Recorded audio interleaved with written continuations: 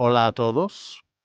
En Patreon le preguntaron a Drachinifel cómo diseña un sistema de propulsión naval a vapor. Muchos parecen estar de acuerdo, ya que fue de las opciones más votadas en la encuesta mensual de Patreon. Así que hoy vamos a repasar algunas de las consideraciones que podrías querer tener en cuenta cuando estés diseñando tu sistema de propulsión naval. Entonces, primero, ¿vas a usar vapor o no? Ahora, por supuesto, esto depende de cuándo estés considerando construir o diseñar tu sistema de propulsión naval a vapor, porque claro, si estás tratando de diseñar un sistema así en 1800, tengo noticias para ti, vas a fracasar. Todo es a vela en ese entonces. Sin embargo, si estás tratando de hacer esto en, digamos, 1930, hay algunas opciones sobre la mesa. Por ejemplo, podrías usar diésel, que no genera vapor. Esto nos lleva a nuestro primer dilema. Al menos para el periodo que cubre el canal, los motores diésel, cuando existen, son más eficientes. Te llevan más lejos con cierta cantidad de combustible, pero su densidad energética es menor. Si tienes cierta cantidad de metros cuadrados o volumen a llenar con algún motor, y si usas un sistema diésel, la potencia total de eso va a ser menor que el equivalente en un sistema de propulsión a vapor.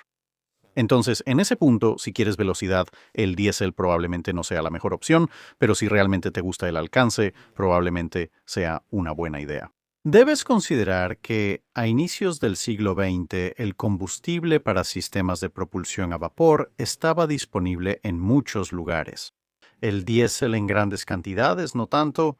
Podrías considerar instalar un sistema de purificación de combustible a bordo, como la clase Deutschland, aunque eso añade peso y ocupa espacio. Y si quieres diésel y velocidad, vas a tener que dedicar una proporción bastante grande de tu volumen interno a los sistemas de propulsión. Eso, obviamente, puede comprometer, si estás diseñando un buque de guerra, que asumimos que es el caso, la cantidad de blindaje, la cantidad de armamento, la cantidad de suministros, la cantidad de tripulación, etc., que podrías ser capaz de llevar a bordo. Pero si tu objetivo es simplemente recorrer una distancia muy larga con una cantidad mínima de combustible, entonces sí, elige diésel. También puedes elegir una planta de energía combinada. Podrías elegir diésel en el eje central si eres alemán con 3 ejes, o usar diésel en los 2 ejes internos y vapor en los externos si tienes un sistema de 4 ejes en tus buques capitales. Así que esto te daría, en teoría, la capacidad de crucero de larga distancia del diésel y la capacidad de alta velocidad del vapor a costa de una planta de maquinaria algo más grande de lo que normalmente querrías. Además, debes llevar 2 combustibles y contar con ingenieros capacitados en sistemas de propulsión distintos, lo que podría ser problemático. Pero al final todo depende de lo que puedas permitirte y de lo que quieras como objetivo final.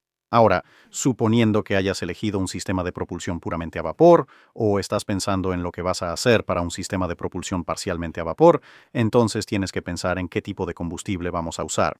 De nuevo, si estás haciendo algo hasta aproximadamente la primera década del siglo XX, básicamente estás limitado al carbón, así que buena suerte paleando. Sin embargo, al entrar al siglo XX surge el uso de calderas mixtas. Puedes usar carbón y añadir aceite para mejorar la combustión y aumentar la potencia.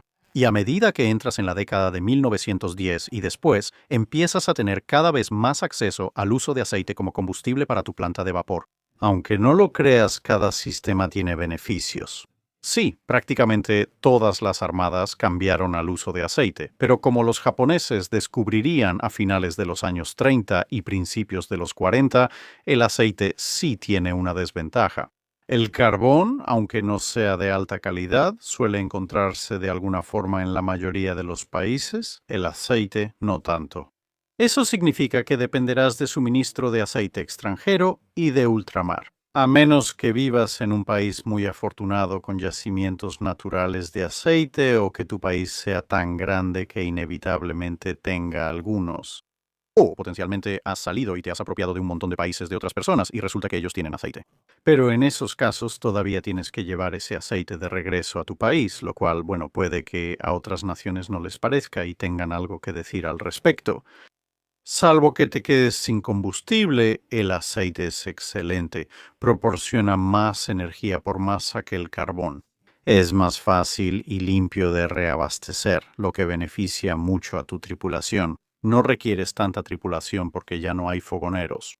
Aunque se mantiene el rango, la necesidad de cientos de hombres para palear combustible desaparece con la propulsión a carbón. Y si te quedas sin aceite en uno de tus tanques de combustible, simplemente dices, bueno, supongo que estamos sacando aceite de otro tanque de combustible. Si te quedas sin carbón en un depósito, debes caminar hasta otro.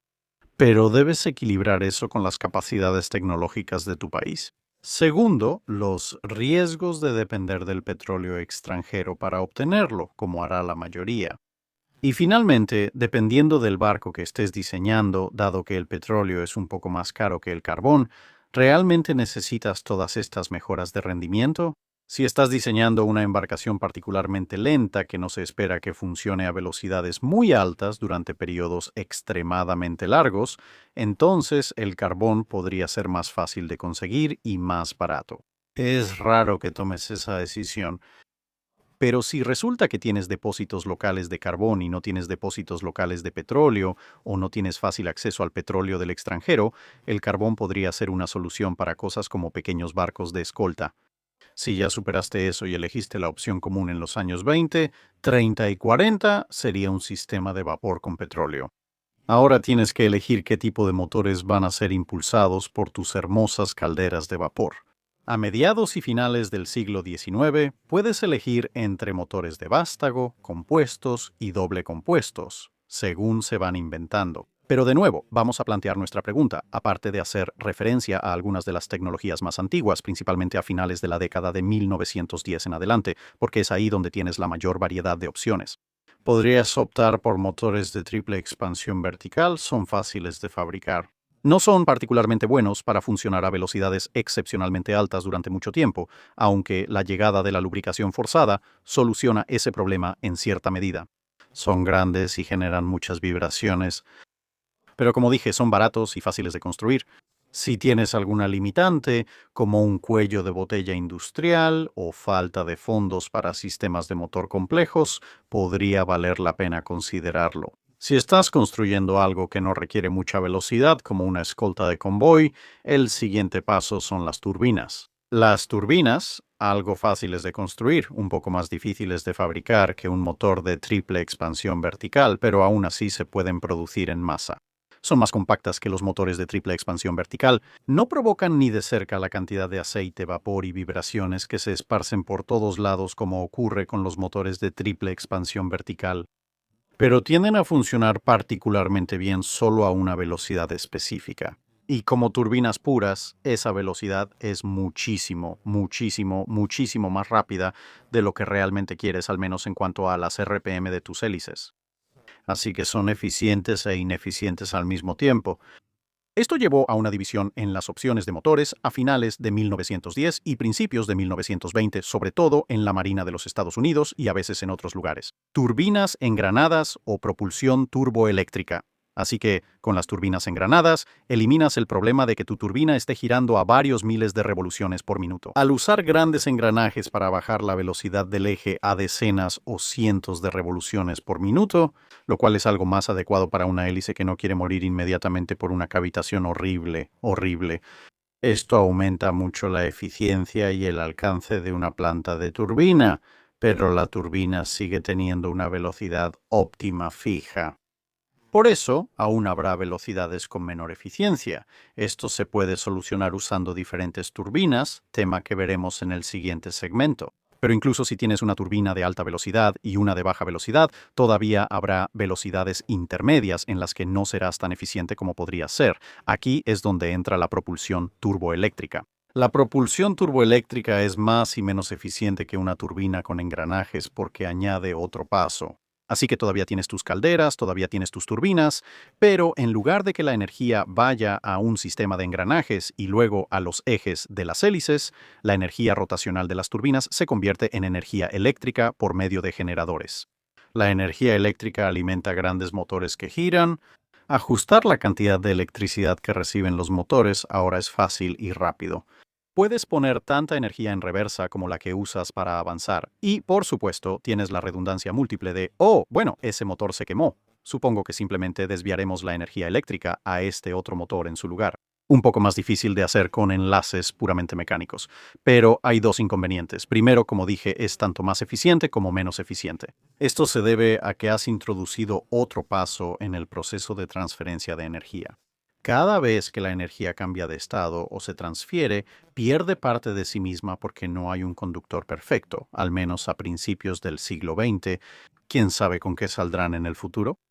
Por lo tanto, para una cantidad dada de energía en la caldera, la energía que llega al eje de la hélice en una transmisión turboeléctrica será un poco menor, en su máxima eficiencia, que en una turbina con engranajes. La turbina con engranajes solo opera eficientemente a una velocidad, como ya dijimos. Con la transmisión turboeléctrica solo ajustas la electricidad a los motores, no la velocidad de la turbina. Tus turbinas en el sistema de transmisión turboeléctrica pueden operar siempre en su eficiencia óptima, lo que implica que si deseas usar escalas arbitrarias, sí, una turbina con engranajes puede funcionar a 9 de 10 en eficiencia a su velocidad óptima, pero si funciona a 3, 4 o 5 de 10 y tu transmisión turboeléctrica siempre a 8 de 10, salvo que tu barco pase mucho tiempo en 9 de 10 en la turbina, la transmisión turboeléctrica suele ahorrar dinero al reducir el consumo de combustible y permitirte recorrer más distancia. Pero la otra desventaja es que, de nuevo, porque has introducido otro paso, has añadido estos grandes generadores y motores eléctricos, todo el sistema ocupa más espacio y es más pesado. Si construyes un barco sin restricciones de tratados, probablemente no importe mucho. La diferencia de peso y volumen entre una propulsión turboeléctrica y turbinas engranadas puede compensarse haciendo el casco un poco más grande. Pero si operas bajo restricciones de tratados, como en los años 20 o 30, o tienes una limitación presupuestaria que reduce el tamaño del casco, ahora las propulsiones turboeléctricas podrían causar problemas. Cada pie cuadrado o kilo extra que ocupa este sistema es espacio y peso que no puedes usar en cañones y blindaje. Así que tienes que tomar una decisión bastante importante ahí. Supongamos que, como la mayoría en ese momento, elegiste turbinas engranadas. Volvemos a lo mencionado antes sobre tener diferentes tipos de turbina. Puedes usar turbinas de alta presión con vapor directo de las calderas, pero ¿qué ocurre con ese vapor? Ese vapor normalmente iría a los condensadores, pero aún tiene mucha energía. La mayoría de los sistemas, cuando se instalan las turbinas, tienen una de alta presión y otra de baja presión. Y como su nombre lo indica, la turbina de baja presión usará el vapor de escape de la turbina de alta presión y obtendrá un poco más de energía de él. Por eso, las palas y los rotores de la turbina de baja presión deben ser mucho más grandes. Bien, esa no es una elección muy difícil, pero luego hay potencialmente un par de turbinas adicionales que podrías agregar al sistema. Ahora, ¿por qué querrías poner aún más turbinas ahí? Podrías preguntar, bueno, ¿qué vas a hacer para ir en reversa? Ahora, mira, podrías hacer varias cosas con un sistema de propulsión a vapor si quieres ir en reversa. Podrías, al menos en teoría, detener por completo tu turbina y empezar a alimentar vapor en la dirección opuesta a la que iba antes, lo que en teoría debería hacer que las palas de la turbina giren al revés y así irías en reversa. Esto te ahorra tener que poner cualquier otra cosa si quieres tener la capacidad de reversa, pero sí requiere que, como mínimo, reduzcas la velocidad de tus turbinas a cero antes de hacer cualquier cosa. Esa turbina fue diseñada para ir en la otra dirección, así que podría haber problemas, pero es posible. También podrías instalar una turbina de reversa directa, similar a las otras, pero quizás más pequeña si no requieres tanta potencia, orientada en sentido contrario. Así que alimentas vapor de la manera normal, gira, pero como está orientada en la otra dirección, la rotación es en sentido opuesto y luego la conectas a tu eje de hélice. Si usas una turbina con engranajes, es buen momento para emplear el embrague, como en el HMS Belfast, porque obviamente entonces desacoplas los engranajes que vienen de tus turbinas de propulsión hacia adelante y luego puedes acoplar la turbina de reversa. Como ves en la etiqueta, no hagas eso a alta velocidad. Forzar los engranajes en turbinas puede detenerte y salir muy caro. Ahí tienes una compensación entre peso, volumen, potencia y eficiencia. Pero hay otro tipo de turbina que podrías querer instalar, una turbina de crucero, porque, por supuesto, puede que no quieras toda la potencia de tu conjunto principal de turbinas. Como mencionamos, operar una turbina por debajo de sus ajustes óptimos resulta en un uso muy ineficiente del combustible. Así que podrías simplemente tener una turbina de crucero más pequeña. Todavía funcionará a una velocidad relativamente alta, pero no va a generar ni cerca de la misma cantidad de energía porque es más pequeña y por lo tanto está poniendo menos energía en el sistema de engranajes y por lo tanto la salida en el otro extremo es un RPM mucho más bajo. Ahora de nuevo tienes una compensación. Es más peso, ocupa más espacio, pero en términos de eficiencia de repulsión puede ser más eficiente. ¿La llevas contigo o usas turbinas más grandes a menor velocidad y aceptas la ineficiencia? Mucho de esto va a depender, obviamente, del peso y el espacio que tengas disponible en el diseño, pero también de cuánto esperas operar a una velocidad más baja, más alta o a una velocidad intermedia. Si puedes navegar a velocidad de crucero usando dos ejes y luego encender los dos exteriores para máxima velocidad, probablemente no requieres una turbina de crucero. Sin embargo, si tienes la intención de hacer mucho crucero, pero podrías querer tener todos tus motores funcionando o simplemente va a resultar un poco más eficiente, entonces podrías querer una turbina de crucero. Hay varios puntos de decisión para hacerlo o no. Ahora hemos mencionado tener propulsión de 3 o 4 ejes y por supuesto en cosas pequeñas como destructores podrías tener 2 y en cosas realmente pequeñas como escoltas podrías tener solo uno. Pero normalmente tienes que tomar algún tipo de decisión sobre la cantidad de ejes que quieres porque claro, más ejes significa que necesitas más, en este caso turbinas, más juegos de engranajes y más calderas.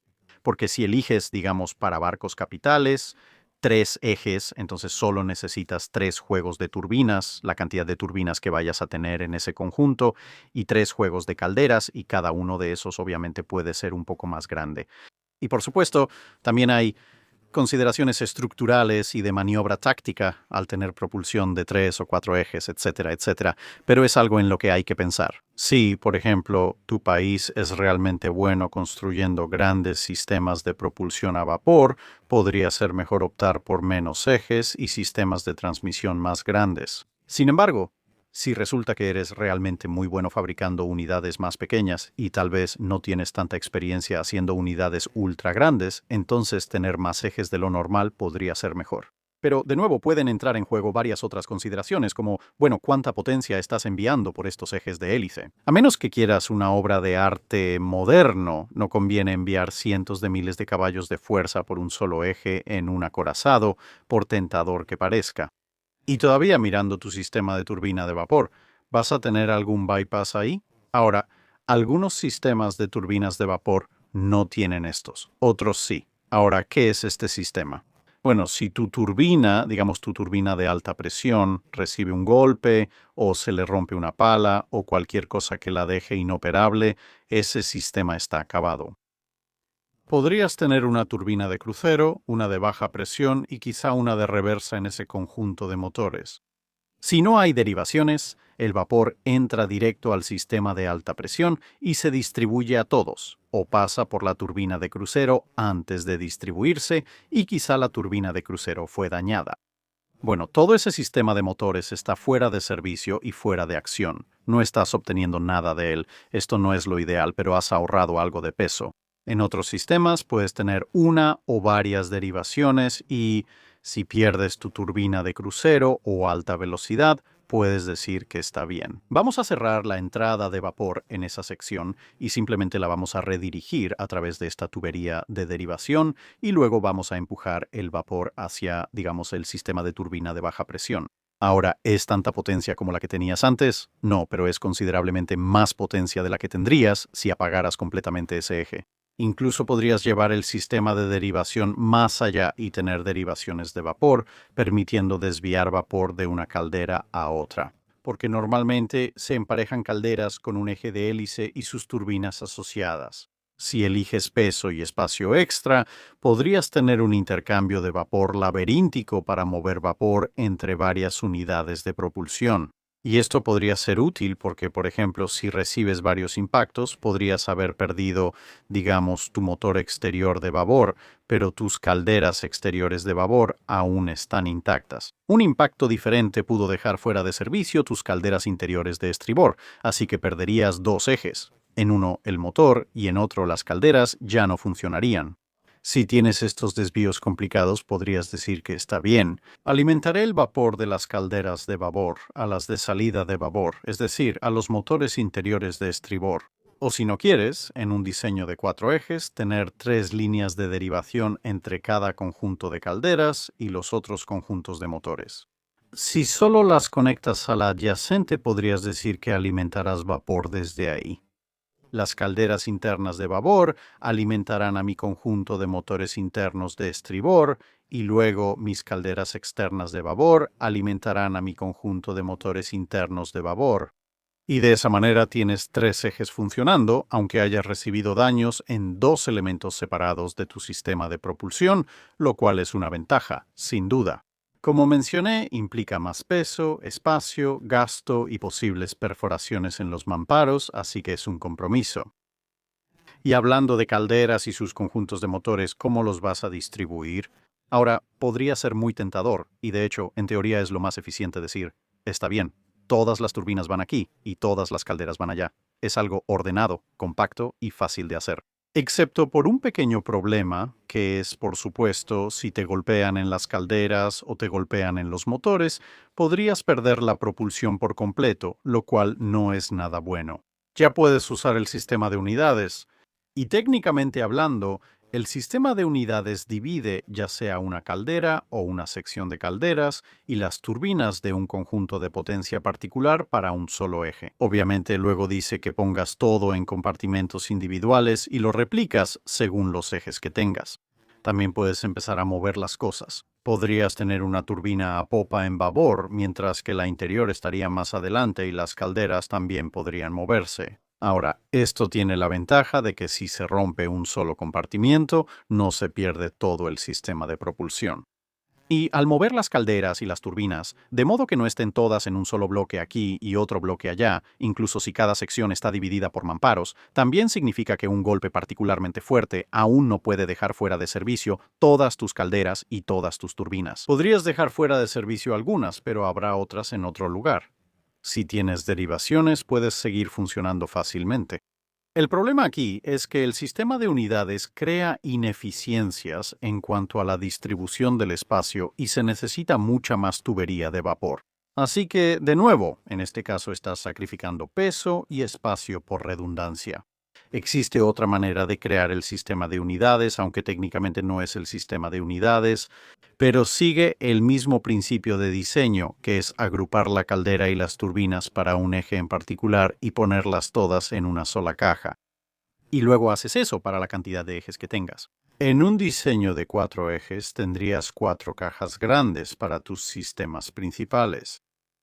Se usa en algunos barcos porque ocupa y pesa más que tener calderas y turbinas en 2 compartimentos separados. Es más resistente que eso, aunque no iguala el peso de un sistema completo y a cambio es algo menos resistente. Porque, por supuesto, si recibes un impacto en una de esas, digamos, cajas de energía, entonces prácticamente ese eje queda inutilizado. Si separaste turbinas y calderas en secciones distintas, puedes hacer algo de alimentación cruzada con derivaciones, como mencionamos antes. Y luego pasamos a nuestras 2 últimas selecciones, al menos para este video. Primero, ¿qué presión de caldera vas a usar? ¿Y qué tipo de caldera? Porque ciertamente, para las décadas de 1930 y 1940 tienes la opción entre lo que en ese momento se consideraba calderas de baja presión y calderas de alta presión. No existe una definición fija de baja o alta presión. Si retrocedes a la década de 1870, la baja presión se medía en decenas bajas de PSI y la alta en decenas altas o quizá centenas muy bajas de PSI. Durante la Segunda Guerra Mundial, la mayoría consideraba baja presión entre 300 y 350 PSI y alta presión desde 600 PSI. Entonces, ¿para qué sirven? Las calderas de mayor presión te dan más potencia, así que podría parecer una decisión obvia. No es tan sencillo porque las calderas de alta presión requieren más mantenimiento debido a que transmiten más potencia, lo que genera mayor desgaste y obliga a darles mantenimiento más seguido. La necesidad de mantenimiento es aún más crítica, ya que una fuga en una caldera de 600 PSI no es buena. Quiero decir, una fuga en una caldera de 300 psi tampoco es algo bueno, pero es considerablemente peor cuando es de 600 psi, y lo que esto significa es que una caldera de alta presión podría pesar un poco más, podría ser ligeramente menos confiable. Necesitarás una tripulación más grande para operarla, tanto por mantenimiento como porque podría consumir más combustible. Un sistema de menor presión, aunque menos eficiente en convertir petróleo en energía, falla menos, requiere menos tripulación y las consecuencias de fallas son menos graves. Así que ahora no solo estás pensando en los requisitos de peso y espacio para la caldera en sí, también estás considerando los requisitos de peso y espacio para la tripulación de toda la sección de ingeniería. Las calderas de alta presión suelen ser tecnológicamente avanzadas. Entonces, ¿puede tu nación realmente fabricar esas calderas de alta presión y puede fabricarlas de tal manera que, incluso con la necesidad mencionada de mayores requisitos de mantenimiento, al menos estén en algún punto de la curva? ¿O es que puedes fabricar calderas de alta presión, pero fallarán seguido a menos que les añadas muchos sistemas de seguridad que deben regularse y aumentan la tripulación? Y si cualquiera de varias docenas de cosas sale mal, como ya sabes que algo se dañe o que alguien resulte herido o muerto en batalla, todo el sistema puede colapsar y descomponerse muy rápido. Solo porque puedas hacerlo no significa que debas. Si puedes manejar los riesgos y requisitos, podrás disfrutar los beneficios de una caldera de alta presión. La decisión es tuya. También debes considerar en las calderas, si eres francés en los años 30 o 40, elegir entre circulación forzada o natural. Las calderas de circulación natural son la opción estándar, casi todos las usan. Y esto básicamente funciona así. Calientas el agua caliente sube, el agua fría se mueve para ocupar su lugar, el agua fría se calienta, el agua fría ahora está caliente, el agua caliente sube y luego, más arriba en el sistema, el agua caliente se convierte en vapor. Y listo, tenemos vapor. Fantástico. El único problema con esto es que significa que la tubería en tus calderas está gobernada por leyes físicas estrictas sobre cómo circulan el agua y el vapor. No puedes hacer las curvas demasiado cerradas. No puedes hacer todo demasiado compacto. De lo contrario, vas a terminar, en el mejor de los casos, con una distribución de presión desigual y efectos de golpe de ariete, y en el peor de los casos, todo va a explotar. Mientras que con las calderas de circulación forzada puedes reducir enormemente el peso y los requisitos de espacio de tus calderas, al tener básicamente impulsores, ventiladores, hélices, como quieras llamarlos, ahí dentro con el agua de tu caldera. Pueden forzar que el agua caliente y el vapor se muevan por esquinas cerradas, codos y otros obstáculos. Lo que significa que mientras estén funcionando, tus calderas por cada pie cuadrado o cúbico producirán mucho más poder que las calderas normales. Así puedes reducir el tamaño de tu planta de maquinaria o mantenerlo y aumentar la velocidad. La única desventaja es que si la maquinaria de circulación forzada falla, la caldera también fallará pronto. Agrega complejidad y costo al proceso de fabricar maquinaria, pero definitivamente vale la pena considerarlo. Por último, el vapor. Quizá pienses que ya hablamos de esto. Vamos a pasarlo por turbinas de alta presión, luego por turbinas de baja presión, posiblemente turbinas de reversa o de crucero, y después se va a condensar y regresar al sistema para convertirse de nuevo en agua de alimentación de caldera, que luego se va a calentar y así continúa el ciclo de la vida. Y sí, eso es principalmente lo que vas a hacer con él. Sin embargo, los barcos no solo, al menos en el siglo XX, funcionan únicamente con los motores en marcha. Muchas otras cosas requieren energía: bombas de achique, iluminación, motores electrohidráulicos y una asombrosa variedad de otras cosas. ¿Dónde das esta energía? Bueno, una opción es que puedes tener generadores dedicados por separado y estos pueden funcionar con diésel, o podrías tener tu propia pequeña planta de vapor independiente si realmente lo deseas. Pero oye, tienes esta gran y energética planta de vapor. Una de las otras opciones para evitar que tengas que cargar con otros tipos de combustible, otros tipos de generadores, etcétera, podría ser simplemente tomar un poco de ese vapor y hacerlo pasar por tu otra maquinaria, ya sean generadores de energía, bombas, etcétera. Ahora, por supuesto, esto tiene la ventaja de que no necesitas cargar con otros tipos de combustible. No necesitas preocuparte por tener múltiples hornos o procesos de combustión interna ocurriendo por todo el barco. Estos sistemas tendrán acceso a más energía de la que podrían imaginar. La desventaja es que usas tu fuente principal de energía para la propulsión, es decir, una. Si buscas que todo funcione simultáneamente y alcanzar la velocidad de diseño, las calderas deberán ser más grandes que si solo se usaran para propulsión. Y dos, si algo le pasa a tus calderas, también vas a perder gran parte de esa maquinaria auxiliar. Generalmente, cuando ocurre algo grande que detiene tus calderas, es cuando más necesitas la maquinaria auxiliar, como las bombas. Así que, de nuevo, es un equilibrio entre peso, costo, eficiencia y redundancia. Sin embargo, hay un elemento un poco subestimado al hacer funcionar todo, desde la generación de energía hasta la calefacción con vapor de tus calderas principales. Y eso es, como hemos discutido en muchos videos y tridocs antes, el hecho de que tus turbinas, en este caso, o motores de triple expansión verticales o lo que sea que estés usando, tienen una potencia nominal de diseño, que es tu potencia máxima nominal, pero esa no es su verdadera potencia máxima. ¿Ya? Habrá un margen razonable por encima de eso al que puedes hacer funcionar tus motores, solo que eso va a acortar enormemente su vida útil. Entre más subas, mayor la posibilidad de falla catastrófica, pero también puedes obtener mucha más potencia a corto plazo. ¿Qué tan corto es el corto plazo? Depende de la potencia que uses y el mantenimiento dado. ¿Por qué importa esto en sistemas auxiliares? Obviamente necesitas más vapor para aumentar la velocidad de tus turbinas.